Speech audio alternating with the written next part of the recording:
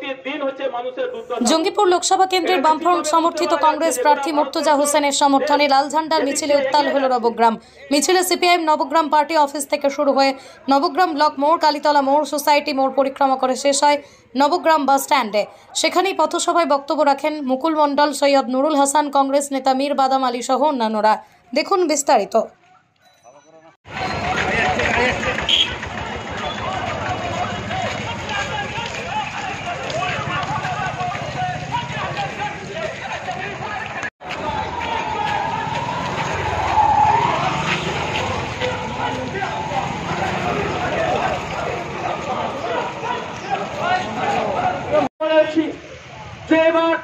লোকসভা নির্বাচনে সাধারণ খেটে খাওয়া মানুষের কথা লোকসভায় পৌঁছে দিতে হবে।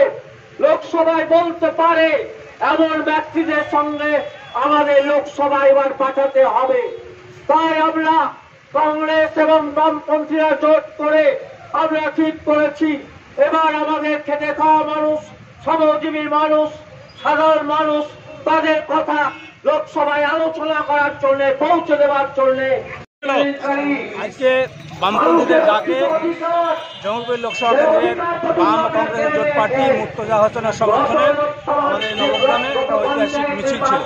মিছিল শেষে আজকে পথসভা কাজ চলছে, প্রোগ্রাম শেষ হবে। আপনি কি মনে করছেন এই লোকসভা নির্বাচনে মুর্তজা হোসেন ব্যাপক ভোটে জিতবে? অবশ্যই ব্যাপক ভোটে জিতবে।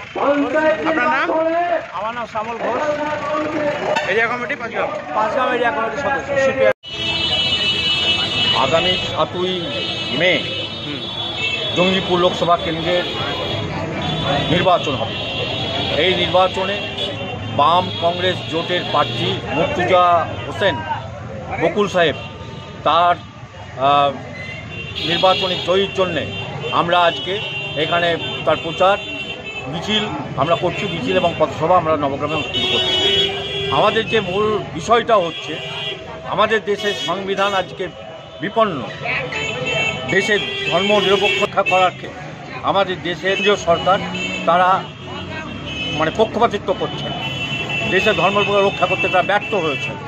সেই কারণেই আমরা বলতে চাই, দেশের সংবিধান রক্ষা করা, দেশের ধর্ম নিরপেক্ষতাকে রক্ষা করার জন্যে আমরা বলতে চাই, আমাদের যারা খেটে খাওয়া মানুষ তাদের কথাবার্তা, তাদের দাবি দেওয়া, সেগুলো লোকসভায় যাতে পৌঁছে দিতে দেওয়া যায়, এরকম লোককে আমাদের আসতে হবে।